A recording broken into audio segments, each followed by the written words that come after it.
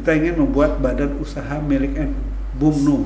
Sampai hari ini sudah ada ini Pak Ketua yang sudah jalan? Yang BUMNU ini kan belum baru dalam proses pemikiran, dan mungkin dalam waktu 100 hari ke depan kita akan ini kan gitu. BUMNU ini kita akan ada koperasi-koperasi NU, kemudian koperasi-koperasi pondok pesantren, itu kita gabungkan menjadi satu, nanti menjadi holding company BUMNU itu. Gitu. Berarti akan ada program 100 hari ya? Ya, saya nggak bilang 100 hari loh. Karena kan saya bukan bupati, bukan wali kota, bukan biasanya kan seperti itu Pak Ketua. Biasanya yang namanya pemimpin baru, ketua baru, orang melihat 100 hari kira-kira geraknya seperti apa gitu. Nah, kira-kira apa program 100 harinya nanti Pak Ketua? Ya, di antaranya itu. Sebelum itu, saya ingin tahu dulu dari Pak Ketua ini. Sebelumnya kan Ketua PNU Lampung, sebelumnya ini kan profesor, gitu ya kan? Profesor, dan termasuk beliau ini kan banyak meninggalkan legacy yang baik buat NU Lampung. Salah satu contohnya pagelaran muktamar di Provinsi Lampung, ini baru sejarah gitu ya kan. Kira-kira Pak Ketua, Pak Puji, kira-kira ada agak beban nggak? Karena sebelumnya ketua ini hebat gitu ya kan. Pasti kan punya tantangan tersendiri. Bagaimana paling tidak bisa sama atau bahkan bisa lebih dari ketua sebelumnya. Gimana ini ya? Tanggapannya Pak Ketua? Itulah yang menurut saya menjadi pekerjaan rumah saya. Gitu. Artinya kebesaran NU, fondasi-fondasi NU Lampung ini setelah Prof. Mukri menjadi ketua kemarin kan luar biasa. Semua orang respect terhadap Nahdlatul Ulama, terus kemudian keberadaannya diakui. Nah, saya tentu tidak sehebat beliau karena beliau adalah gurunya masyarakat Lampung, gitu kan. Nah, sementara saya ini kan hanya muridnya dan hanya pengganti beliau. Tapi biasanya muridnya bisa jauh lebih hebat gitu Pak Ketua. Hanya pengganti beliau. Saya tentu akan tadi mempertahankan apa yang sudah dicapai oleh Prof. Mukri dan melakukan langkah-langkah yang tadi yang menurut saya belum sempat diselesaikan oleh Prof. Mukri terkait dengan program-programnya. Saya dengan resources yang ada, dengan dukungan dari para pengurus NU yang nanti terbentuk, saya kira kita bisa setidak-tidaknya menjaga marwah Nahdlatul Ulama tetap seperti yang sebelum-sebelumnya dan memberikan loncat step-step baru yang lebih maju lagi. Gitu. Iya. Saya mengikuti sedikit bagaimana kedekatannya Pak Ketua, ya Pak Puji Raharjo dengan Prof. Mukri.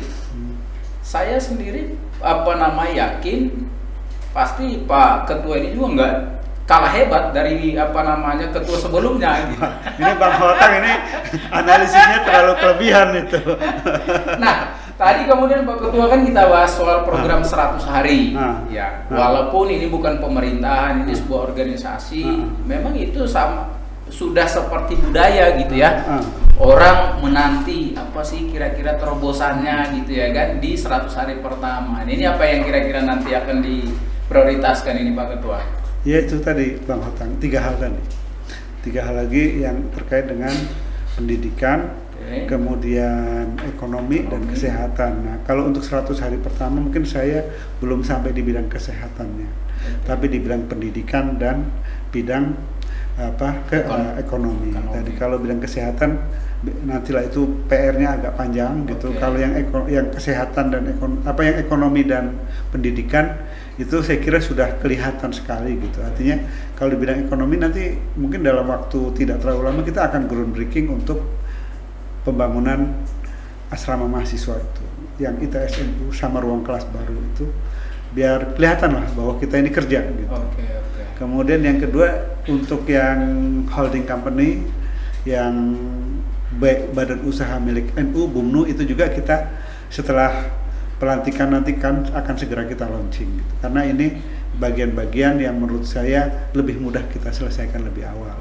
Tapi di atasnya itu Bang Hotang, yang paling penting dalam 100 hari ini saya tentu harus mengkonsolidasikan Nahdlatul Ulama se-Provinsi Lampung ini supaya apa yang kemarin sudah terjadi di konferensi wilayah, aura positif di konferensi wilayah ini betul-betul menjalar mulai dari atas sampai bawah semua.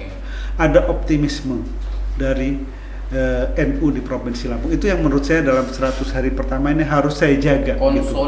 Konsolidasi organis internal. Makin solid gitu ya, makin solid, supaya aura positif ini harus kita bawa supaya dari atas sampai bawah ini dalam 100 hari ke depan nih, oh ini kita komandannya sedang menuju ke sini, kita sudah tahu semua dan kita percaya, itu yang paling penting. Saya istilah di NU itu gini Bang Hotang, orang NU itu paling mudah dikumpulkan. Pengajian rame, istighosah rame, sholawatan rame. Gitu. Tapi giliran suruh baris itu lama Bang. Kenapa Pak Ketua? Ya, karena mudah dikumpulkan, susah dibariskan. Nah ini kemarin kita kan dari Konperwil ini sudah kelihatan bahwa NU ini sudah mulai bisa berbaris gitu. Sehingga semakin kompak sehingga kemarin konferensi bisa kondusif seperti itu. Nah, ya ini kita tegaskan lagi bahwa kita ini satu barisan sama-sama, walaupun kita berbeda-beda tujuannya ke arah yang sama. Nah ini 100 hari ini saya harus ngerjain itu Pak. Harus memastikan bahwa semua dari pimpinan ranting, bahkan ranting di bawahnya ranting, anak ranting gitu. Sudah paham itu gitu. Strukturnya sampai anak ranting ya Pak? Ya, jadi kita di wilayah, pengurus wilayah, pengurus cabang, pengurus wakil cabang, pengurus ranting, dan pengurus anak ranting. Ada berapa sekarang anggota semua ini, kader NU di Lampung Pak Ketua? Anggotanya?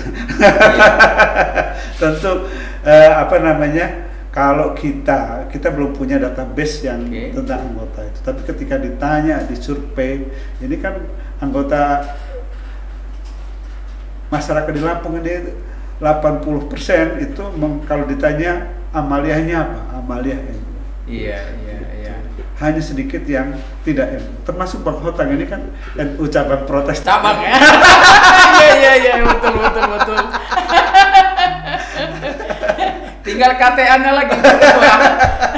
Nah kemudian ini kan organisasi besar ya, tidak hanya di Lampung, di Indonesia, tapi kita bahas di Lampung karena kita berada di Provinsi Lampung. Apa kira-kira tantangan yang paling besar dalam memimpin organisasi besar ini Pak Ketua? Ya, organisasi NU ini kan besar sekali. Kemudian masyarakatnya, anggotanya itu karakternya berbeda, kulturnya berbeda-beda. Ini kan mengelola keragaman ini supaya keragaman dan kekuatan yang berbeda-beda itu bersinergi. Oleh karena itu saya tentu sebagai ketua pimpinan pengurus wilayah Nahdlatul Ulama Provinsi Lampung harus bisa merangkul semua, tidak membeda-bedakan kelompok satu dengan kelompok yang lain, yang satu lebih NU, yang lain nggak NU. Itu sehingga terjadi ke sinergi di antara warga. Ini tantangan terbesarnya adalah bagaimana kita bertoleransi, kemudian berdamai dengan keragaman yang luar biasa. Itu menurut saya yang paling penting. Tantangannya gimana saya bisa berdamai dengan perbedaan-perbedaan itu dan mengorkestrasi perbedaan itu untuk menuju kebaikan gitu. Itu yang berat di situ Bang. Ibarat kita ini kalau main orkestra itu kan ada tukang drum, tukang violin sendiri. Ini kan mereka kecenderungannya ada yang suka gini-gini, ada yang suka tiup-tiup kan, ada yang suka gosok-gosok, ada yang suka tiup-tiup, ada yang suka pukul-pukul gitu kan. Tapi ketika itu digabungkan menjadi satu, enak dengernya orkestra itu kan. Tapi ketika orkestra itu nggak kita orkestrasi secara baik, maka akan kacau balau bunyinya. Nah, kita pengen yang ragam, yang banyak ini menjadi orkestra seperti tadi itu.